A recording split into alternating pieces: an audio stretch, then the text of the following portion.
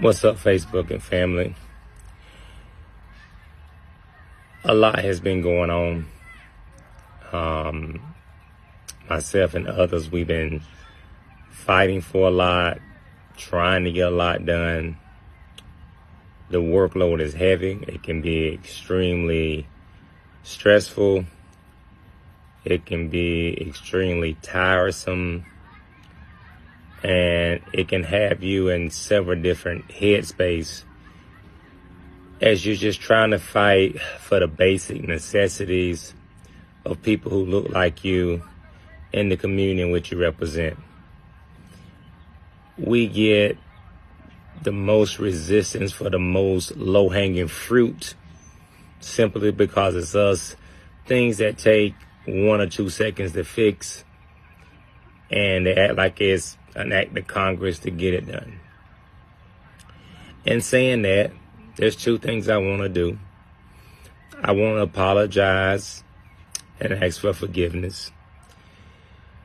There are, first, friends and family of mine and associates that are hugely affiliated with the streets, from Miami to Atlanta, from California, all the way to different members of the cartels. Do we still do business together? Absolutely not. But there's still a tremendous amount of love and appreciation for me. And I want to apologize for them because I've gotten many calls from those friends and family members and associates and said, hey, look, Sylvester, we know what you're doing. We know the fight that you're fighting. We support you. But when we see law enforcement treating you the way that they're treating you because of your mere presence and your mere appearance, we need for you to go about doing things differently and more so out the way. Because if anything happens to you, we're not just talk, we're serious.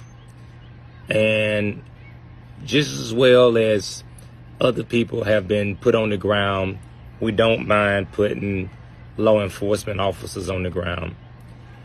And I don't want that to be the narrative surrounding me, where things begin to happen to law enforcement officers simply because their dislike for me as an activism, they disagree with my belief and my stance and the way I go about doing things. So I apologize to the street committee and my street family for putting you all in that predicament where it may trigger you or force your hands to do something to law enforcement that's never been done in this city on that level. And I know that you guys will do it. I know that you guys are serious. I know who you are, and I know the rules that you play by. So I ask your deep, sincere apology, and I would try to do better not to force you guys' hand to do things that we don't want to have happen.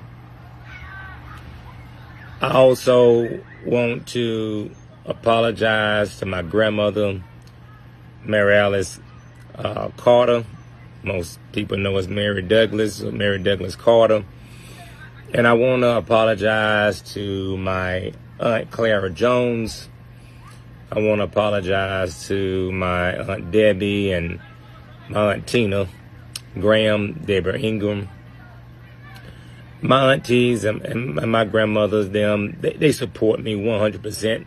Mostly all of my family. I can't think of one person in my family don't support what I do and what I stand for and what I fight for. But someone has shown my grandmother some social media footage and my auntie, and some of the verbiage in which I use, they've expressed that they did not raise me like that, and they were extremely displeased.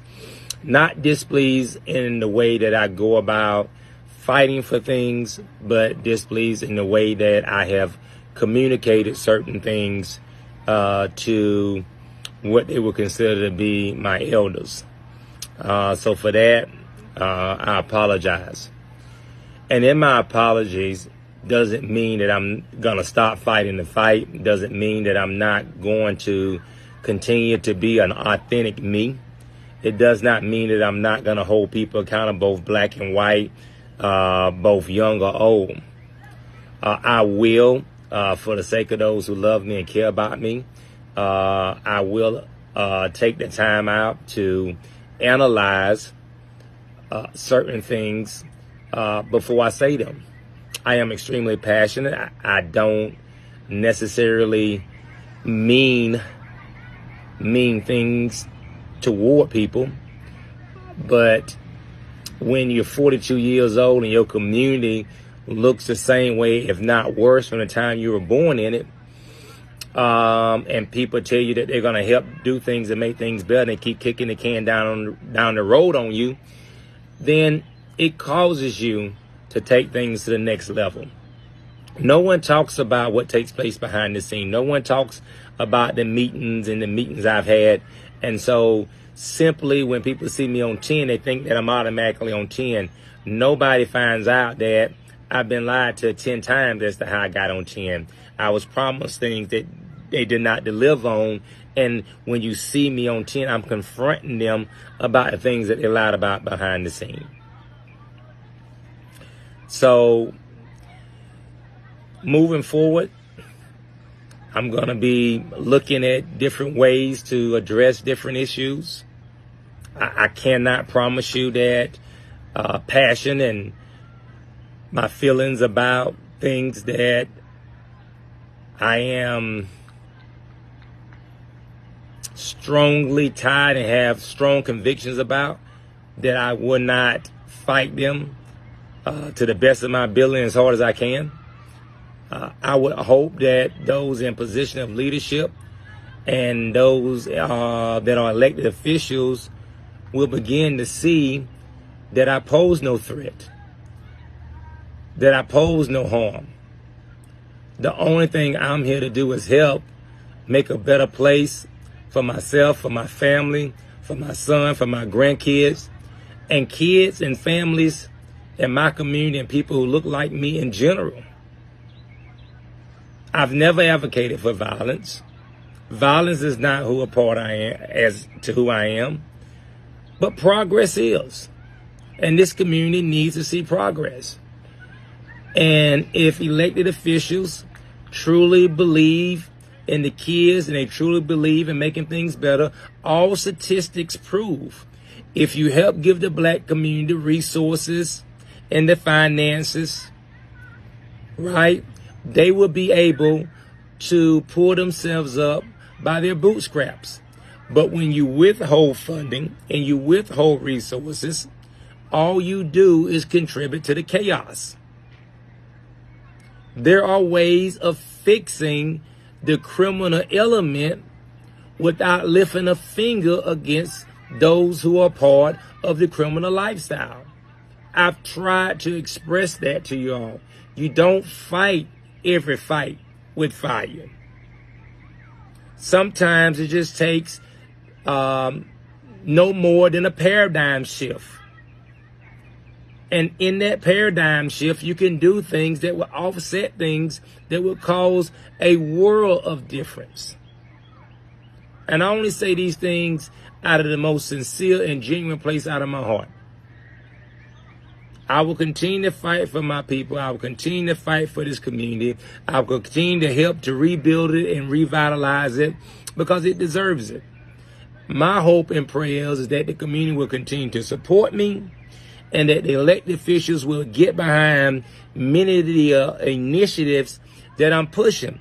Because I guarantee you, no matter how many cops you try to hire, no matter what you do, I guarantee you that if you get behind the initiatives of my team and I, it'll do more for crime reduction than anything that elected officials and law enforcement is thinking of.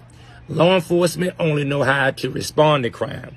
I'm a former criminal-minded convicted felon. I know how to prevent crime. There's a difference. People who live the criminal lifestyle know how to prevent it. People who work for law enforcement know how to respond to it. Those are the facts. Love, peace, and grace. Stay focused. Stay woke. God bless.